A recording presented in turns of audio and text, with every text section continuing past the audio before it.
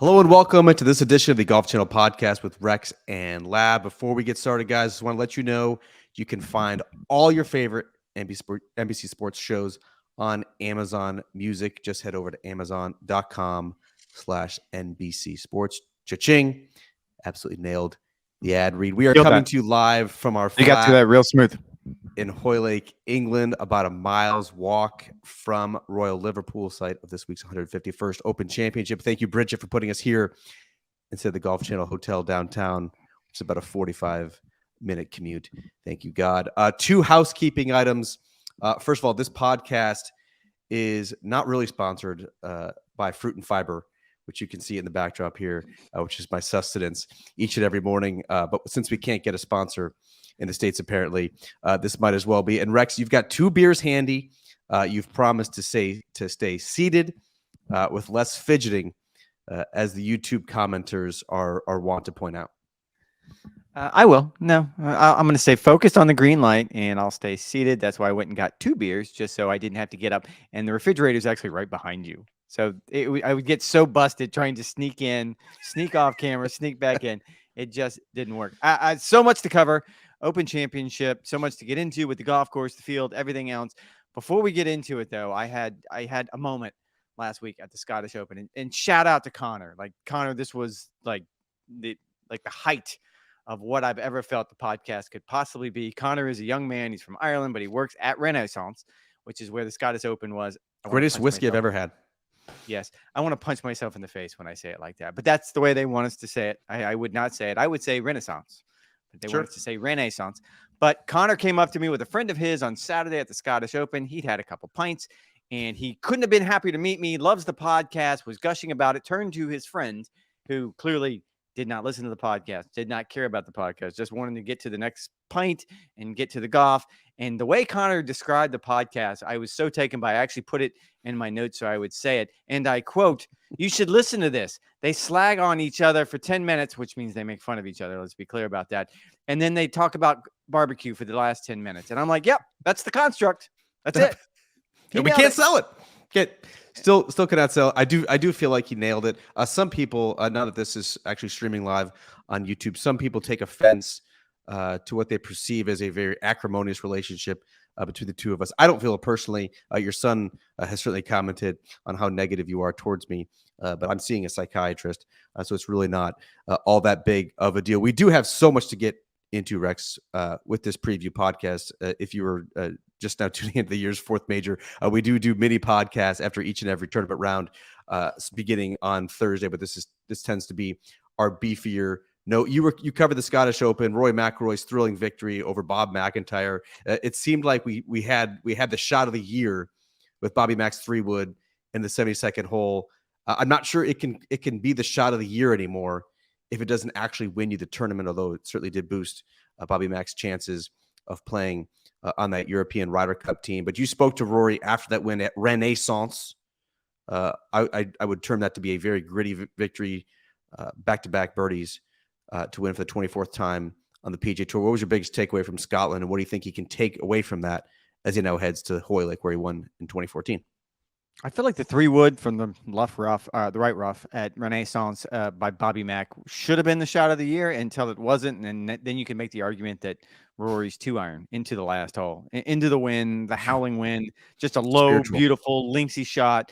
I mean, if you're kind of a golf nerd, like just set that on replay and just keep watching it and watching it and watching it, because that's Rory at his absolute best. And I think in a couple things. One, I've been asked this a couple times this week about the idea of who do you like, because that's always the conversation you go to.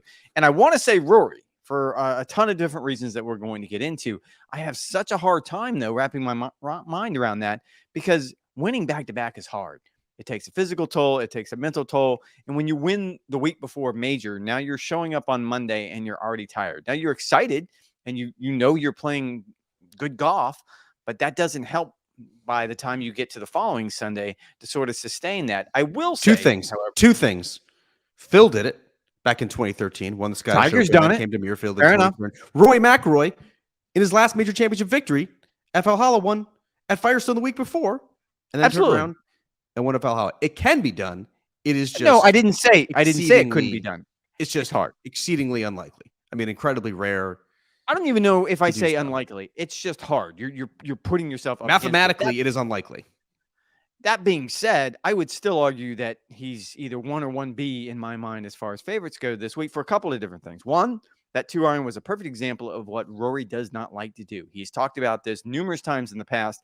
He is not a fan of links golf and playing in those types of conditions, but that was about as linksy as you could possibly get. Just a 2-iron sort of cut against the wind. It was just beautiful, just a work of art.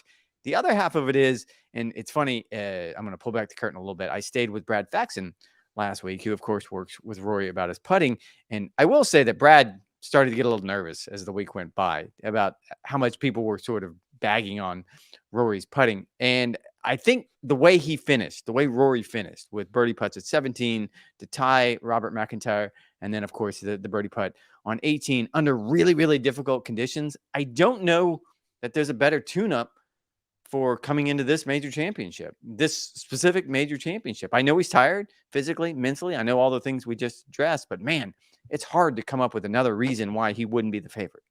Well, of course. I honestly, I think he's the clear favorite. I know Scotty Scheffler has finished inside the top 12 in an event in 19 consecutive tournaments dated last fall. It's been absolutely unbelievable. He's a tour leader in strokes gained. Like, he's putting up numbers that we haven't seen since Tiger in 06 from a strokes gained ball striking perspective. But I mean, there's a reason why 8 of the top 10 players in the world showed up last week at the Scottish Open. Renaissance may not be the ideal links warm up, but it is at least links adjacent, even though it does have some Parkland features. So Rory and the rest of the gang got acclimated to the time zone, to that style of play. I think on the weekend, even though it was miserable and the weather conditions that we're expected to face here at Liverpool are not supposed to be as dire and as dramatic as they were certainly in that final round when you had gusts up to 35 at 40 miles an hour.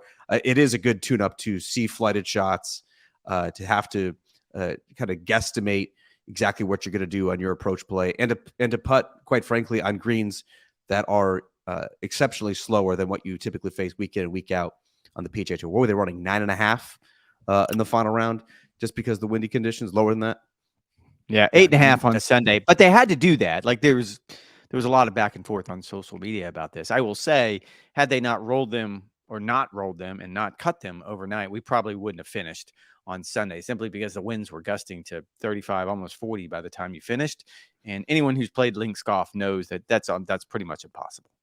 Yeah, and like, everyone was up in arms thinking that the tour was trying to protect these guys by sending them out in what was not expected to be the worst of the conditions. Like, no, you can't have that tournament end on Monday. That's an absolute disaster scenario. You would have WDs left and right for guys wanting to make the 5-hour trip down to Hoylake and prepare for the year's final major. I did not understand that storyline whatsoever. But to put a fine point on the putting, like, the 3 most important aspects to me in links golf are avoiding pop bunkers, being dialed in with your approach play, and lag putting.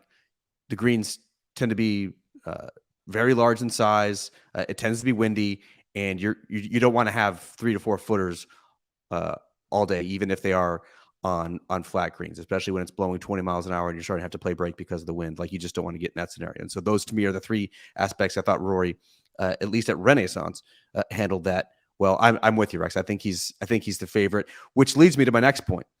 What did you make of Rory McIlroy for the 2nd consecutive major, skipping his formal pre-tournament press conference, just doing select media availabilities? He took a couple of questions from an RNA official, has done some walk-in talks with Jamie Weir and Todd Lewis and the like, but he did not have the formal sit-down for the 2nd major in a row. You think fair, foul? Do you understand it? Are you at least worried that this is going to become a trend? Yeah, 100%. And I think you were more sideways about this than I was, because I was at the Scottish Open last week, and I was there on Wednesday. I wasn't sideways about it for the 2nd consecutive major, even though we didn't have a press conference. I still got. Oh, you couldn't tweet that fast enough. You couldn't get that tweeted out fast enough. I mean, you had a crawl and you sat and thought about it for a little while. It's a bad look. It's not a good look.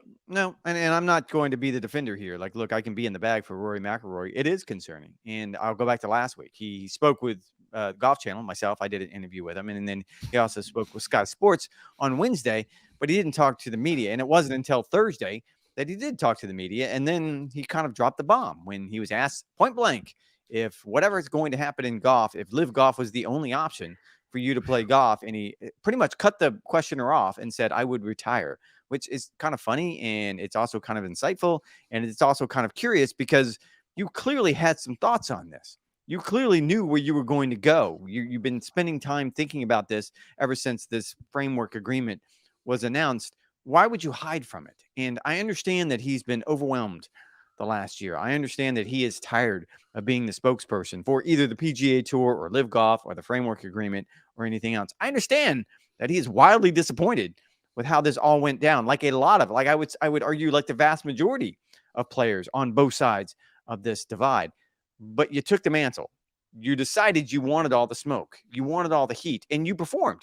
Like the things you were able to do winning last year in Canada, I think you and I both recognize that as one of the greatest accomplishments of his career for no other reason than he spent the whole final round thinking about, if I win this, I have one more than Greg Norman.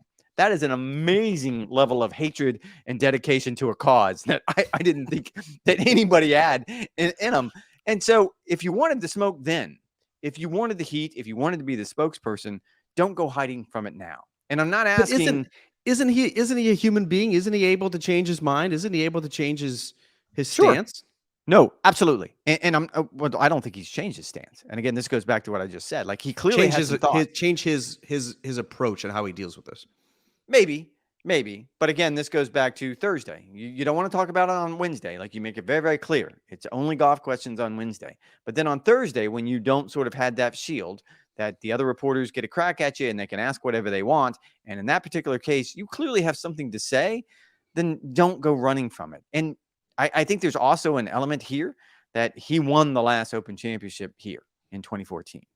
And this is kind of a historic thing. And it's the way these things work is either you're the defending champ or you're a major champ or you're world number one, or you won the last Open Championship that was played at this venue. Those people come into the press center. I'm a little conflicted on this, Rex. I would strongly encourage everyone to go check out our friend Joel Beal. I thought he did a good column on Rory no longer talking. There's part of me who looks at this as certainly a bad look for Rory.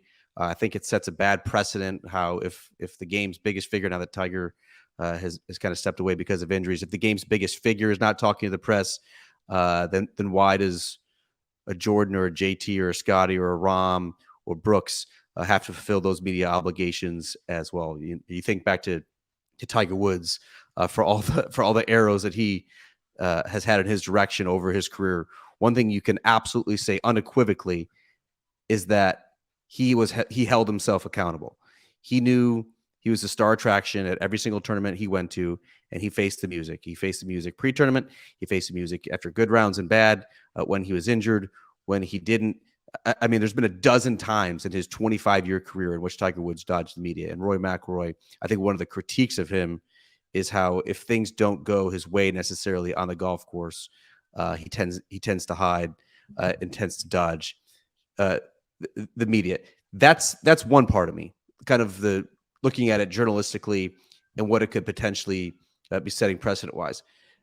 As a human being, I certainly understand why he would adopt this approach in dealing with it. I don't even think this necessarily returning to Hoylake. It's the site of his last Open Championship in 2014. It's been 9 years since. He's clearly in good form. I can understand the appeal of wanting to kind of protect your inner sanctum, right? Not be bombarded with either live questions or questions kind of planting seeds of doubt as to why you haven't won a major championship.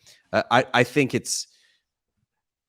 he's just kind of he's shielding himself and distancing himself from the ongoing drama with Tour and Live. You have non-golf media folks who tend to turn up at these tournaments. Jon Rahm heard it today, 4 or 5 questions about the lawsuit and the approach and the new landscape for what the tour is going to be.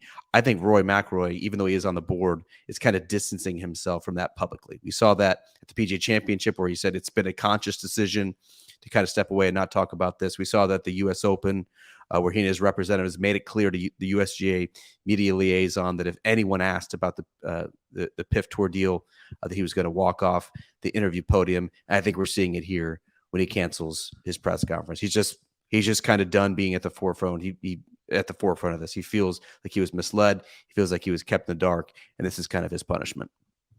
No, and I understand the human side of this. Of course I do. When you look at how difficult this must be for him and other tour players, like he's not out on an island on this one. I think most of the tour players feel the exact same way. I would counter, and again, I don't think anybody has been more of an apologist and I don't think that's the right way of saying it, more in the bag for Rory McIlroy than me over the course of this podcast. However, I'm going to go to an exchange last week between another reporter and Charlie Hoffman, who is also one of the 5 player directors on the PGA Tour's policy board.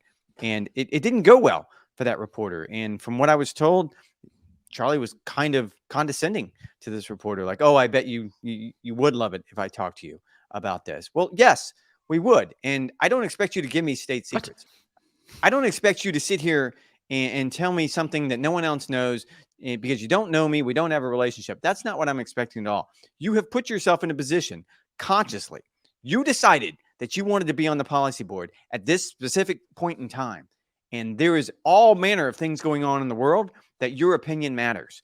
And you cannot run and hide from that simply because you're not comfortable with the subject matter. Again, don't give me state secrets. I don't want you to sit here and explain to me exactly what's going through your mind, but you do have a responsibility to not just the other PGA Tour members, but now to the public, because this is a very public issue, what's going on. And I don't want to hear anymore about, no, I'm not going to talk about that. You don't have that option.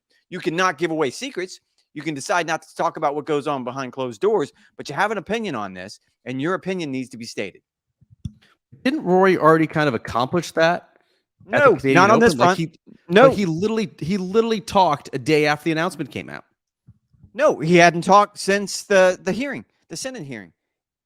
Like, I think he had a responsibility to respond to that. And there's going to be things that crop up probably every single week that someone in this particular position, and I'm talking about all the player directors, just not Rory or Charlie Hoffman or Peter Malnati or Patrick Cantlay, any of them still have a responsibility, not just to the other members, to the public, because this has become a very public issue. And I mean, there's a reason why there's an antitrust lawsuit out there right now, beyond the one that was between Live Golf and the PGA Tour, because there is an element of the public that feels like what's going on in golf right now isn't good for the fan.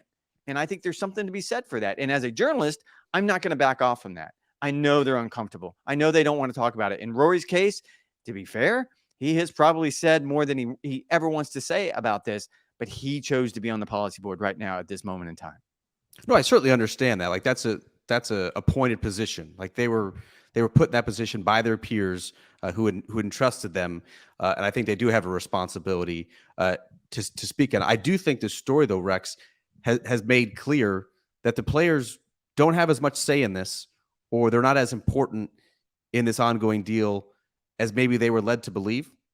If there were 5 or 6 people who were actually hammering out this deal in secrecy, and even players as important as Tiger Woods and Rory McIlroy kept in the dark about this, I think that was kind of a harsh realization that this might be a member-run organization, or the PGA Tour may work for the players, but at the top level, no, this is getting hammered out by very savvy business people who are overseeing a $1 billion enterprise, and that PGA Tour players probably don't have the business acumen to be handling that. No, I don't agree with that. The framework agreement was hammered out in private, and I think what we saw last week in the documents that were turned over to the Senate for the hearing, that probably makes, I would argue, the vast majority of PGA Tour players wildly uncomfortable, because you had 2 people, granted board members, but 2 people that aren't PGA Tour employees that don't have to answer to the players at all, who essentially did horse training and hammered out this deal. Now, the argument has been, and I do agree that there is something to this, that this had to be done. The framework agreement had to be done in secret because there was litigation. Yes, litigation involved. And if this got out publicly, that things could have gotten sideways very, very quickly. I agree with that. Going forward, though, the second the framework agreement became public on that Tuesday morning, then the policy board and the players do get involved. I completely disagree with you that going forward, the players have to have a say in this. because everyone either has So to you buy want in. Peter Malnati and Charlie Hoffman having as much, if not more, say than an Ed Hurley and a Jimmy Dunn. As much. They're all on the policy board. In With theory, 40 there's years of business experience in that's the way it works, man. acquisitions. You can Like, sit here and say I have that. no problem. I have no problem with the 5 players dictating the terms of a competitive landscape, and how you would potentially reintegrate the live defectors, make them how you could potentially make whole the players who remain loyal. We'll certainly get to that in Jon Rahm's comments here in a bit. But I don't want them anywhere near the business dealings. They're not equipped for that. They're professional golfers. Let business people handle the business side. But they have to be. Because, again, we're talking about the future of professional golf. So if Patrick Cantlay or Charlie Hoffman or Rory McIlroy choose right now to stick their head in the sand and I'm going to vote whatever way that Jay Monahan tells me, then shame on them. Then you could be informed. I'm not saying you have to have an opinion on blindly this. sign your name on it. This is not, and I'll go back to, I can pick any number of issues. Let's go back to when the PGA Tour decided to implement a drug testing program. And it was only because of the Olympics. This was the only reason why. The commissioner at the time, Tim Fincham, had argued for eons that performance-enhancing drugs aren't an issue on the PGA Tour, so we don't need to test. Well, suddenly that all changed when they decided to go into the Olympics. And because of that, they had to implement a policy. And I remember covering that. And I had a really, really good source on the pack who was feeding me a lot of information about this. Those players didn't know anything about drug testing, but they had to have an opinion on it. That's why, because it's related to the competition. This is going to be related to the competition. Whatever becomes of NUCO, whatever becomes of PGA Tour Enterprises, whatever it is we want to call it, that's going to affect the competition. Because somehow, some way, there's going to be, if we come up with a definitive agreement, there's going to be team golf. And there's going to be more events you have to play or less events you have to play and obligations that you have now that you didn't have before. All of these things, either one way or the other. Fine. I just don't want them going through the inner workings of a for-profit. They don't have a choice. Entity. The way this board works is there's 10 votes. Well, there's only 9 votes now because Randall Stevenson stepped down because he's uncomfortable with this deal. Here is a businessman who ran AT&T who's uncomfortable with this deal. If that doesn't set off alarm bells, then I don't know what will. I don't disagree with that. I think we're getting caught up on the same thing. I don't want Charlie Hoffman or Peter Malnati going through the inner workings of a for-profit commercial entity. They can be informed, Rex, but you need to let the business people do the business. It's Jimmy Dunn is not sitting there like, hey boys, here's how I think you should bring Brooks Koepka back on the PGA Tour. Here's what I think the penalty is. No, there's going to be a disciplinary board consisting of players who are going to work together. Any matter relating to the competition should be handled by the players, and any issue or any determination should be hammered out between PIF executives and tour policy board members who were appointed to that position because of their business acumen. Tour policy board members include 5 player directors. So do you want to try again? Player directors, not independent. Again, there's 10 people on the policy board. You can't separate the two. You're right. There's 4 right now. Should be 5 that are quote unquote business people. And then there's 5 players, but you can't separate the two. It's all one body, whatever the background is. And I see where you're going with this. I understand. Do you want Charlie Hoffman deciding if we should use Concur or some other program for our HR? I get, like, you don't want that. No disrespect to Concur. You've come a long way. We love you. You've made some significant improvements over the past 2 years. Let's be clear. You do not survive that. But I understand what you're saying, but there's 10 votes for a reason. The policy board was formed for this specific reason. They have to be involved with the nuts and bolts of this. I don't expect them to understand exactly what the annuity shares should be for PIF versus the PGA Tour versus the player directions. You can be informed, if not instrumental. You're going to have to vote on it, though. But yes, you're going to have to decide. Again, we're getting caught up on the same thing. Well, this goes to the idea, though. You're pushing back on the idea that don't go run and hide from it. That's how we started with this. And I understand that Rory is tired of talking about this, but you chose to be on the board right now. And right now, more than any other time in the history of the PGA Tour, you have to be outspoken one way or the other. I don't care which way you lean. Like, do you, man. Fill your boots, as they say here. But you have to be outspoken.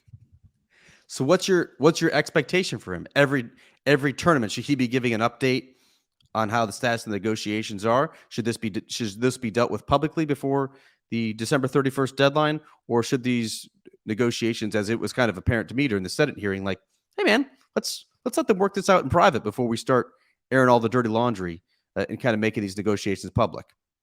To your point, my guess is, and this is the way things normally work on the policy board, is there's people at the PGA Tour who come up with these concepts, whatever it may. Let's say it's drug testing, and they present that before the policy board, and then that's debated back and forth. We like this, we don't like that, put that in, whatever the case may be, whether if it applies to competition or business or what have you. This is going to be the same thing. It's going to follow the same route. Whatever the definitive agreement is going to look like will eventually be plopped down in front of the 9 board members, hopefully maybe 10 by then if they appoint a replacement, and then they will sit and do their own horse Ron race. Johnson, Republican from Wisconsin, who's at the Senate hearing. You think he wants that open vacancy? I'm sure he does. Actually, he was very much in the bag for the tour.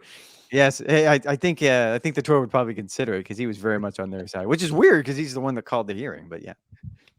Rex, what did you make of Jon Rahm's comments on Tuesday? 2 things stood out to me, and what I thought was a very thoughtful and articulate interview. First, he said Jay Monahan, who of course returned to work on Monday as commissioner after a month-long absence for an undisclosed health issue, he said that he has done a, quote, fantastic job at the helm of the tour and that he deserves the benefit of the doubt. He still believes that Monahan and other tour executives have the players' best interests in heart. That's one.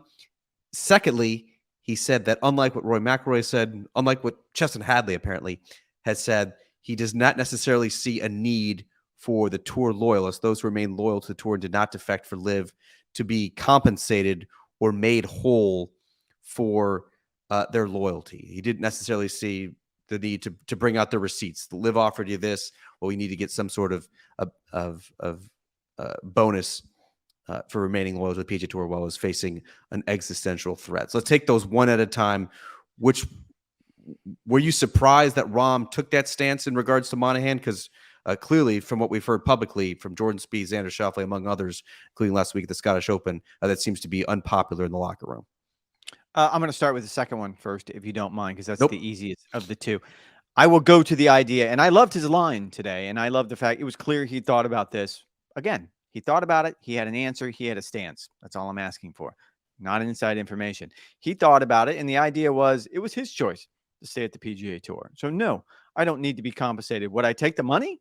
Absolutely. He's not going to be silly about this, but he's not going to be the one shaking his fist demanding to be compensated. That being said, I think I've said this all along since the beginning of this conversation, even before the framework agreement was announced. If something does happen, of all the moving parts of making the framework agreement definitive, this in my mind is the easiest, because how do you pay those guys off? How do you make them whole? Money. And we're dealing with an entity that's playing with monopoly money. So whatever number Rory needs to be quiet and to be okay with this deal, just sign it and give him the check and let's move on. I think that's the easiest part of all of this equation. Everything else is very, very complicated. I mean, I think the question is how, though, right? Like we just mentioned concur. Like, we're not going to have players turn their receipts to the tour accounting department and suddenly be repaid for what they could have gotten from LIV. And let's also be clear, Rex, like the PGA Tour increased their bonus pools, both for the PIP as well as a designated event mile. These guys have been making more money since the LIV threat emerged. Now, did Jon Rahm, I saw numbers floated like $300 to $400 million that he was offered by the PIF. Has he made up that difference over the past year and a half of the PGA Tour? No, of course not. But as he was first to mention, he's also had an incredibly lucrative career on the platform that the PGA Tour built, and he is grateful for that. I'm not sure if the other superstars in the game share that opinion. Rory McIlroy, of course, at the Canadian Open, said that yes, players should be compensated for the loyalty. The question is complex in trying to figure out how. Well, again, this is the easiest part of the equation, because the people that were going to give him the money, the public investment fund, is now in theory in business with the PGA Tour. So the PIF knows exactly how much they were going to pay Rahm. And if that's the check that it takes, that's the check that it takes. Again, this is the easiest part of the equation. The other half of this was the Jay Monahan part. And you and I talked about this on Live Phone because I found it fascinating. And you pointed out last week that Xander Schauffele, Scotty Scheffler, even Jordan Spieth to a certain degree, they all talked about Jay Monahan. And they did it in the context of we hope he gets better. Like, I mean, there was all the things you have to say when someone is dealing with some sort of health issues, but there's clearly trust issues. And that, in my mind, has become code for we don't like what you did. And we're not quite sure if you're our guy going forward. And I think you're starting to see very, very clear lines on both sides of this. Clearly, Rory is still for Jay Monahan, and there's a lot of reasons for that. Clearly, Jon Rahm, I mean, Jay Monahan had a good day today, whether if he realized it or not, that Jon Rahm spoke so glowingly of him in public. Because I can tell you, you can start seeing all the way down through from the star players all the way down where players are standing on both sides of this. And I think we've addressed this before about, does Jay Monahan keep this job? Like, whatever happens as it framework becomes definitive, is Jay Monahan going to be the person? And I think that's going to be a burning question that's going to take a little while to get discussed and hashed out. Yeah, Jay Monahan had a better day on Tuesday than Greg Norman, who, when Brooks Koepka was asked what he thought of Greg Norman's performance as Live Golf CEO and commissioner, he said he has done, quote, fine. Not a ringing endorsement. That was not. Speaking of Brooks Koepka, he, of course, is one of the favorites this week at the 151st Open at Royal Liverpool. You've walked around the golf course. You've covered, I believe, 2 Opens here, Tiger in 06 and Rory in 2014, where I was there as well. What are players telling you about the golf course? And give me a little dirt on 17. Are we going to expect carnage? Are players going to complain? Is it going to decide this golf tournament? I will. I tweeted this out earlier today. So I had a member who kind of showed me through the clubhouse today, and it's really, really cool. They love their history in the clubhouses over here, by the way. Man, they're big about the history in their I clubhouses. think every club is like that, isn't there? Aren't they over here? Yes. Like when I walk through Wekiva prideful members, you got to love it. Yeah, I do. But when I walk through Wekiva Golf Club in Longwood, no one's showing me O paintings or who won the member guest. The yards when I play 13 holes of bad golf with a case of beer. No. They're just trying to hawk some $25 flat bill caps instead. I'm fine with that. I will say though, there's a display downstairs at the clubhouse here at Liverpool, and it has Tiger Woods' 2-iron from 2006 when he won, and it has Rory McIlroy's wedge from 2014 when he won. And I thought that is the best metaphor of those 2 Opens that I could possibly imagine, because the 2-iron was the key for Tiger that week. He only hit 1 driver. We've talked about this. He only hit 1 fairway bunker. Just a dominant, clinical, I would call it wicked performance, because he went out with a game plan and he never wavered from it. And in my mind, it's one of like the best performance of his career, not because he was so dominant. It's because in his mind, I'm going to hit a 2-iron, and then I'm probably going to hit the 2-iron again. And I'm going to do that better than you could possibly hit any other club in your bag. And then go forward to Rory in 2014. And it was probably what we're going to get this week. It was green. There was rain. There was wind. It was challenging. I'm not trying to say that, but it was a much different golf course, and he has a wedge in there.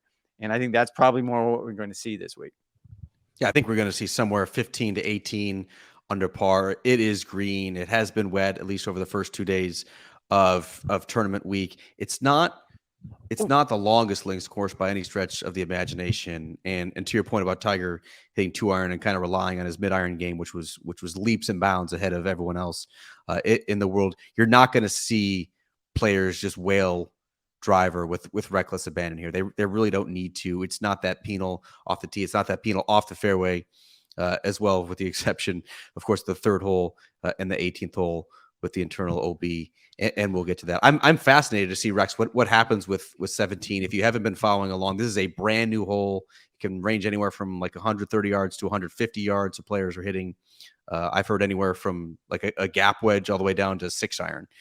The wind is going to be blowing in on guys. And if you have not seen this green, it's like a turtle shell green. I would describe it with severe runoffs in every direction. Like you're going onto the beach if you go long. Left is a really nasty area where you'd have to kind of nip a pitch shot there, a cavernous bunker right of the green. I was out there, like you can barely see the top of the flagstick, and then 2 very, very deep bunkers short of the greens as well. Players are going to hate it by and large. And I love that. I love the idea of the best players in the world being uncomfortable as they stand over a shot when you don't have more than a short iron in your hand. It's a consequential part of the round, obviously, being the penultimate hole of the round and the tournament. And I think you could see anywhere from a 2 to a 6 there. I think it could add up pretty quick with the right treacherous conditions. No, I'm with you. I don't think players are going to like it. I do think it's going to play a pivotal part of the round for no other reason than it's 17. This goes to Sawgrass. We talk about this every year. If that 17th hole at Sawgrass was the second hole, we wouldn't focus on it. You ain't doing split tees of the Open, by the way. And you ain't doing split tees, at least not this year. I will say this, though. I think they don't do new at Open Championships all that often. When you consider that the first Open was played here at Liverpool in 97, that's 1897. Not 1997. you get an idea that this is kind of out of character for a club like this. I am going to be curious because my guess is players have been, let's call it aloof.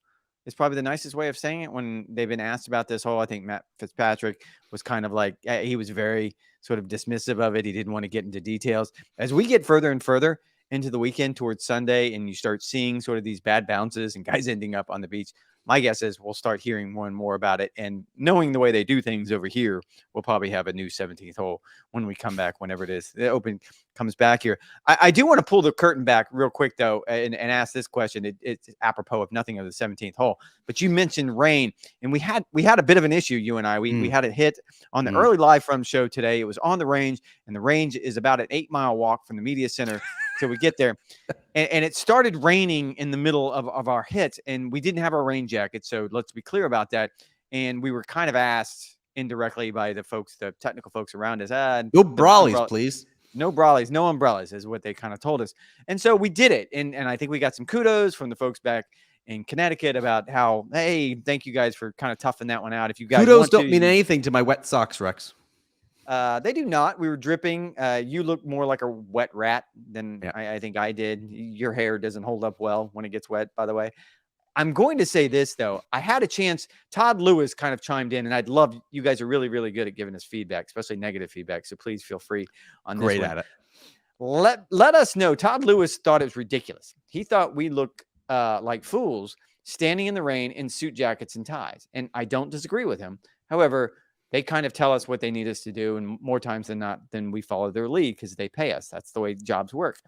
I will tell you this, that earlier tonight, I was on the live from set because a friend of mine wanted to see the live from set. And Mike Tirico, the legend that is Mike Tirico, was on the set. And he and I were talking. And I asked him point blank because he actually saw the hit. And I go, I got to ask you, like, you know more about TV than I will ever know. Please, should we have been wearing suits or should we have? And before I finished, he goes, put a rain jacket on, man. He goes, it looks dumb. Just put a rain jacket on. You're on the range. He goes, even if it's not raining, if you think it might rain, just put a rain jacket on. So I'm just throwing it out there. Mike Tirico did not wear a suit, by the way, when he was in the studio for a segment on live from. Couldn't help but notice that no one told Mike Tirico to put on a suit. I have to. You and I have ties on for this podcast, of by course. the way. Yes, of course. This is prim and proper. Our lovely host Anna Jackson, who I absolutely love to death. She mentioned leading into our segment that it was, quote, misting out there. That take did not hold up well. We had Gunnar, our cameraman, wiping the camera 3 times just so you fine viewers could make us out during what was a 5-minute segment. I got absolutely soaked. You're right. What little hair I have left did not hold up well to what certainly felt like a monsoon, even if it wasn't. I'm with you. I don't feel as strongly, apparently, as Mike Tirico does on this. I'm more against wearing the full suit when you're at home. When you're sitting in your home office, you got Tito barking, bunkmates doing God knows what, searching for $100 extra expensive Blackstones. Who knows what kid's going to stumble in and steal your golf clubs. And yet you're sitting in there. We all know you do not have pants on. And yet you're sitting there with a jacket, an ugly tie, and a dress shirt to do a hit on like a second and a half delay from your home studio. It looks terrible. Let's be honest. It looks terrible. We need to normalize. Actually, we need to normalize casual behavior. No one wears dress shoes anymore. They all got like kind of street casual shoes when you're on air and you show that. We need to normalize at-home attire as well when you're on TV. Just saying. You conflated my issue. I don't think my issue wearing a suit at home is not the issue. If I do the early show, if I do golf today from my home studio, fun I show. will wear the fun show. I will wear Volpe. Shout out to you, Chloe. Shout out to you. I will wear golf related attire. So golf shirt, pullover, hoodie, whatever the case may be. On the late show, they want me to wear a suit. And no, I am not wearing pants. I'm always wearing shorts, and I don't have any shoes or socks on. And yes, Tito's usually sitting in my lap. That's all true. However, this is what they want me to wear. I don't have a problem with that. I will say I had to do a hit right before I came on this trip. Well, went to the Scottish Open, and we've got some issues with our air conditioning. And again, pulling back the curtain here a little bit, it's not a camera that you and I have in our home studios. It's just an iPhone. And it has an app on there called Live View, and you just fire up the iPhone and you push it, and it works. Whatever. 30 seconds, you're broadcasting live television. It's kind of crazy to think that it's really easy. Just come. Yes, you just got to turn the light on. It's one of those ring lights, and it kind of goes. When an iPhone gets too hot, though, it won't turn on. And about 2 minutes before I was about to go on, and it's a live show, the iPhone shut off, and I had to literally grab it, take it, run into the living room, and hold it in front of the AC unit for a minute to cool it down enough to make it turn on again. And then I had to do my 90-second hit, and I'm literally sweat is dripping off my nose wearing a suit, which would piss you off. But wearing a suit, but I'm terrified that my phone's about to go out again because it's too hot. Too hot, too cold, too wet. I was a little bit freaked out. Listeners of the podcast know that I just recovered from pneumonia, went through my entire amoxiclav treatment plan from my doctor. I cannot get back on there for 6 months. You will become immune to amoxicillin, and then you got a big problem. And so if I get pneumonia because I got wet on what was supposed to be a misting day, according to Anna Jackson, not going to lie, Rex, I'm not going to be very happy. All right, we're going to finish this podcast in a very fun way. This is what we're going to do, Rex. We're going to do rapid fire, top 12 players in the world, real quick. Tell me why they can win the Open and why they can't. Real quick, Sky Scheffler, why can he and can he not win the Open? Real quick. He's going to be my pick. He was going to be my pick if we did picks. I think if he has an average putting week, we can go back to what he did at the Masters, what he did at the PGA Championship. He's hitting the ball. Well, last week being the exception, better than anyone in the game right now. If he just putts average, if you just don't give strokes away, he's going to win. Yeah, that was like an off week ball striking wise for Sky Scheffler, and he was still top 5 in the field. He is cruising at that comfortable of a level. I'll do Rory McIlroy, who is the world number 2. Why he can? Because he's playing exceedingly well.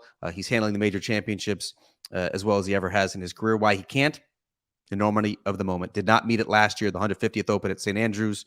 With the final round 7, he got lapped by Cam Smith. If he gets in that position, I think there's still some doubt whether he could do it for the first time in 9 years. World number 3, Jon Rahm. Why or why not? Make the case.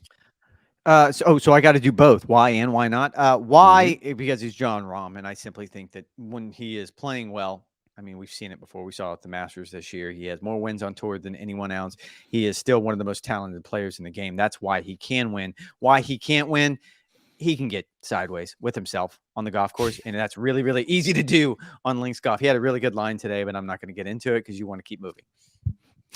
It was a good line.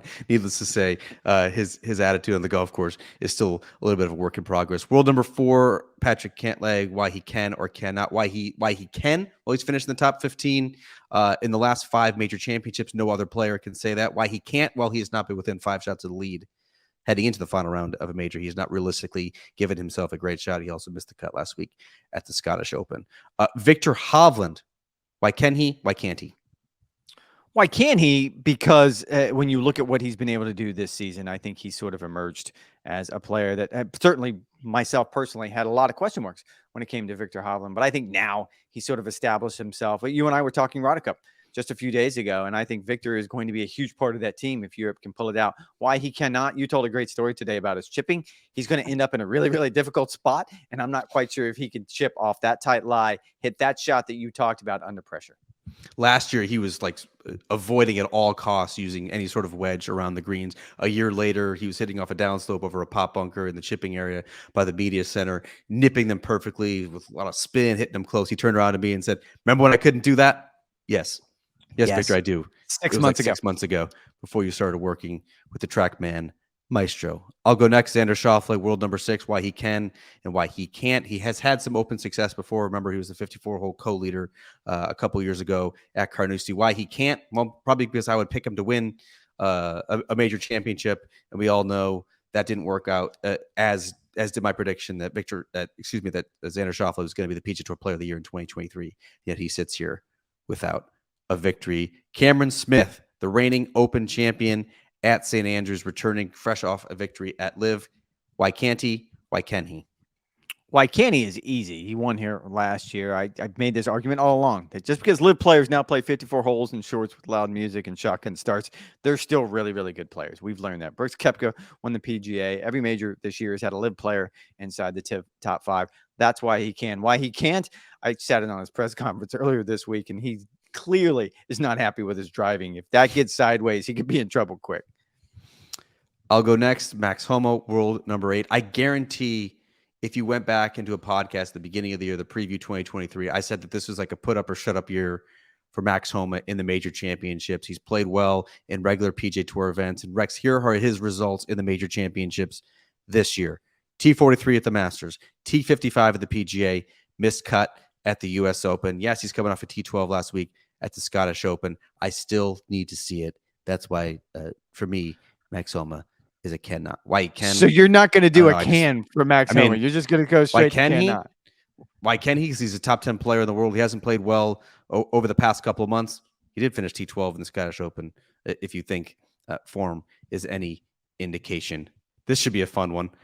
Matt Fitzpatrick, world number 1, world number 9. Why can he? Why can't he? Go back to last year's U.S. Open. Seems like he can't. He did. Newsflash: he can't. Matt Fitzpatrick said a top 30 finish this week is kind of the goal for him. He's playing so poorly. His Open record is trash. He said T30, if he's looking realistically, is what he's looking at. That was a trick question. He can't. Actually, do you want to do a side bet? Who's going to be the low Fitzpatrick? He or Alex? You going to take Alex? Nope. I'm still taking Matt. But to actually listen to Matt Fitzpatrick, he said it may be a little bit close. I skipped that one. Right, so I didn't mean to jump over you. Wyndham Clark, world number 10. Can he back up his U.S. Open triumph?